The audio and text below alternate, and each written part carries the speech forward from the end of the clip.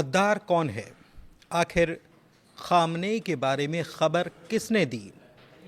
सवाल यही खड़े हो रहे हैं ईरान के सुप्रीम लीडर रहे आयतुल्ला अली खामनेई, इमाम अली खामनेई के नाम से भी जिन्हें जाना जाता था, और पूरी दुनिया में शिया मुसलमान जो हैं उनके सुप्रीम लीडर या उनके धर्म गुरु के तौर पर भी उनकी पहचान थी।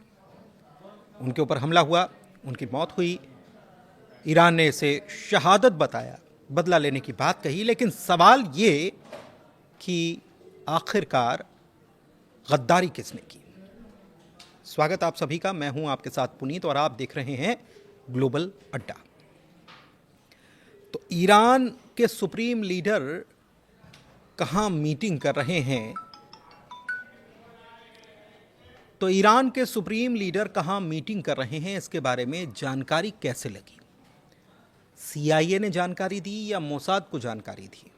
सवाल इसलिए भी बड़ा हो गया है क्योंकि लगातार ये बात कही जा रही थी कि ईरान के supreme leader ayatollah Ali Khamenei America के टारगेट पर हैं। डोनाल्ड ट्रंप एक नहीं कई बार ये कह चुके थे कि हमें रिजीम चेंज करना है। इजराइल के प्रधानमंत्री बेंयामिन नेतन्याहू भी बार बार ये कह चुके थे कि हमें रिजीम चेंज करना है और जब तक ये सत्ता है हमें सत्ता बदलवानी है, और जब तक ये सत्ता है हम चैन की सांस नहीं लेंगे। तो खतरा पहले से था ईरान के सुप्रीम लीडर पर। और आप याद कीजिए वो 12 दिनों का युद्ध जो जून में हुआ था, और उस दौरान अली खामनेई सार्वजनिक तौर पर नजर नहीं आए थे। वैसे भी वो कम ही नजर आते थे, अकेले रहना पसंद करते थे। 86 साल उनकी उम्र, और उस वक्त में 12 दिनों का वक्त जो था, और जब बार बार इजराइल कह रहा था कि हमें उन्हें एसेसिनेट करना है, उनकी हत्या करनी है, तो वो इस तरीके से सुरक्षा के घेरे में थे और उनकी सुरक्षा इतनी तगड़ी थी कि उनसे संपर्क जब हो पाता था तो केवल और केवल एक व्यक्ति होता था जिससे कोई टेलीफोनिक बातचीत नहीं होती थी, ना पेजर इस्तेमाल होता था, ना मोबाइल इस्तेमाल होता था। चिट्ठी दी जाती थी, चिट्ठी पर लिखकर मैसेज पहुंचाया जाता था और चिट्ठी पर लिखकर ही मैसेज आ जाता था। केवल एक शख्स था जो ये जिम्मेदारी निभाता था। लेकिन इस बार ऐसा क्या हो गया? सवाल यही है कि गद्दार कौन है, क्योंकि ये भी कहा जाता है कि जिस बंकर में सबसे सुरक्षित इमाम अली खामनेई हुआ करते थे, वहां तक पहुंचने में ही लिफ्ट को 5 मिनट लग जाते थे। मतलब इतना नीचे था। लिफ्ट से तो तेजी से जाया जाता है, लेकिन 5 मिनट लग जाते थे नीचे उतरते उतरते। इतनी गहराई में बंकर बनाया गया था। तो फिर सवाल ये है कि उस इमारत में जहां पर मीटिंग हो रही थी, वहां पर हमला हो जाता है, वहां खुलेआम वो मीटिंग कर रहे थे। तो आखिर क्या वजह थी कि खुलेआम मीटिंग चल रही थी? और जाहिर सी बात है कि इतना भी खुला नहीं था, लेकिन जानकारी कुछ लोगों को थी।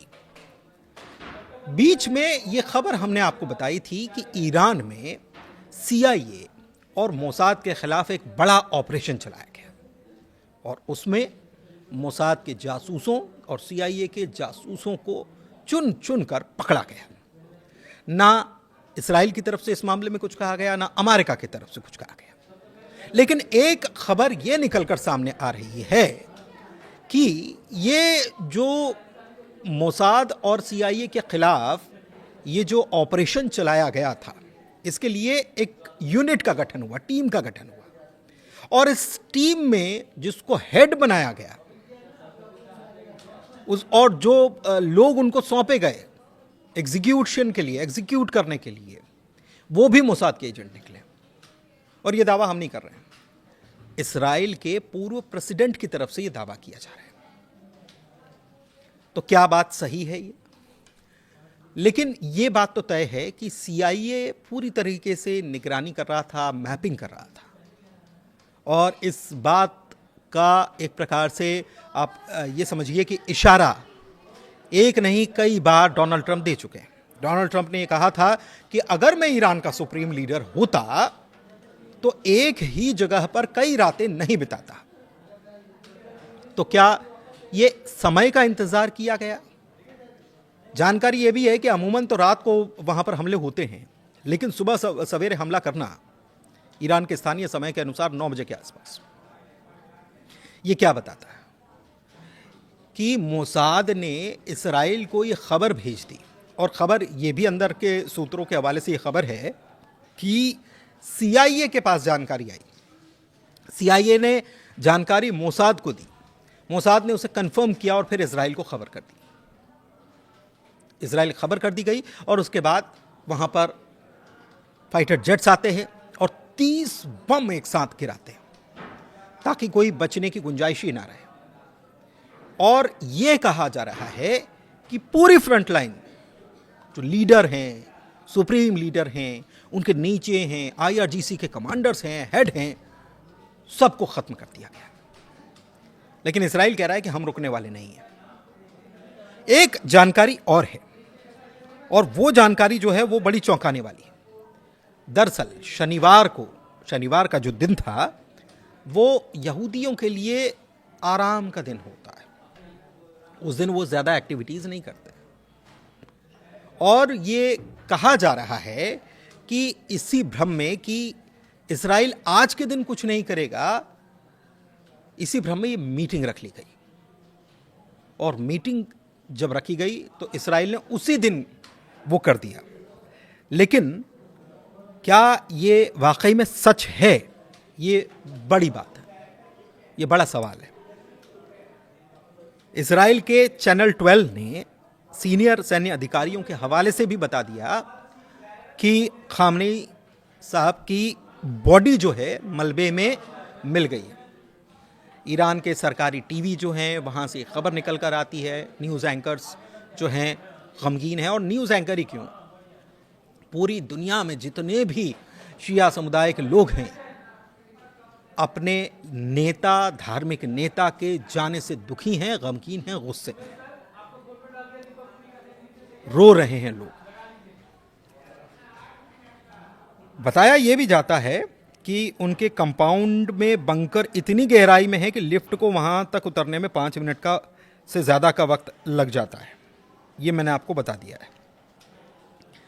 और इसराइल को जब खबर मिली कि खामनेई वहां पर मीटिंग करने जा रहे हैं तो बगैर देर किए वहां पर अटैक कर दिया गया। और इसकी उम्मीद किसी को थी नहीं, क्योंकि शबात का दिन था शनिवार को, जो हम आपको बता रहे हैं, शबात उसे कहा जाता है, यहूदियों के लिए आराम का दिन होता है। लेकिन यहूदियों ने हमला कर दिया, इसमें खामनेई साहब की मौत हो गई। अब सवाल ये है कि ये युद्ध क्या धर्म युद्ध के तौर पर लड़ा जाएगा? सवाल इसलिए बड़ा है क्योंकि एक तरफ रमजान का पवित्र महीना तो दूसरी तरफ क्रिश्चियंस भी त्योहार सेलिब्रेट कर रहे हैं इस वक्त, और तीसरी तरफ यहूदियों के लिए भी 3 तारीख का दिन बहुत खास है। और ऐसे में ये हमला अंजाम दिया जाना ये क्या बता रहा है? ये क्या बता रहा है कि क्या, क्योंकि ईरान साफ कह चुका है कि हम बदला लेंगे। और अभी जब हम आप बात कर रहे हैं, मैं आप तक वीडियो बना रहा हूं, जानकारी पहुंचा रहा हूं, तब ये खबर निकलकर सामने आई है कि ईरान ने एक बार फिर से अपनी मिसाइलें छोड़नी शुरू कर दी हैं। अगर ये कहा जाए कि आज की रात क़यामत की रात है तो गलत नहीं होगा। खबर ये भी आ रही, कुछ मिनट पहले की खबर है, इजराइल ने कहा है कि हमें भारी नुकसान हुआ है। ईरान मिसाइल जो है बेत शेमेश जगह है, वहाँ पर ईरानी मिसाइलें आई हैं। दुबई से भी खबरें आ रही हैं कि जहाँ पर मिसाइल और ड्रोन जो हैं ईरान की तरफ से लॉन्च किए गए, उन्हें इंटरसेप्ट किया गया, उसकी आसमानी तस्वीरें भी निकलकर सामने आ रही हैं। इधर एक ऑयल टैंकर जो है स्काईलाइट, उसमें मिसाइल दाग दी गई, होर्मुज़ में ये खड़ा हुआ था, ईरान की तरफ से मिसाइल दागी गई है। और नॉर्थ कोरिया ने हमले की निंदा की है, अमेरिका और इसराइल की इस कार्रवाई की निंदा की है और कहा है कि ईरान की एकता, अखंडता और उनकी क्षेत्रीय जो हक हुकूक है उसका वायलेशन ये किया गया है। और ईरान ने एक बार फिर से मिसाइल का एक बड़ी वेव जो है वो छोड़नी शुरू कर दी है। जब हम आप बात कर रहे हैं तो इसराइल में इस वक्त सायरन बज रहे हैं, वहाँ पर आयरन डोम एक्टिवेट हो चुका है ताकि मिसाइलों को इंटरसेप्ट किया जा सके। लेकिन ईरान कह रहा है कि हम मिसाइलें दागते रहेंगे। डोनाल्ड ट्रंप कह रहे हैं कि 7 दिन और 7 दिन से ज़्यादा का वक्त लगा तो भी हम हमले जारी रखेंगे।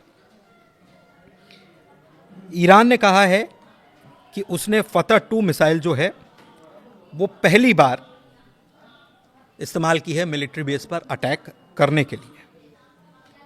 और साइप्रस के यूके मिलिट्री बेस जो है वहाँ पर भी ईरान ने मिसाइल लॉन्च की है। क्षेत्रीय स्थिरता को बनाए रखने की जिम्मेदारी क्या सिर्फ ईरान की है? सवाल ये ईरान ने उठाया था और कहा था कि अगर हम पर हमला होता है तो हम ये वॉर जो है ये अमेरिका, इसराइल और ईरान के बीच नहीं होगा, बल्कि ये रीजनल वॉर में तब्दील हो सकता है। और आप देखिए कि पूरी दुनिया से खबर आ रही है कि लोग, शिया समुदाय के लोग गुस्से में हैं, मातम मना रहे हैं रमज़ान के पवित्र महीने में। फिलहाल अपडेट यहीं तक। हमने आपको बताया कि गद्दारी किसने कहाँ कैसे की, जो खबरें निकल कर आ रही हैं और ख़बरें निकल कर आएंगी, बताएंगे आपको। फिलहाल मुझे दीजिए इजाज़त। शुक्रिया।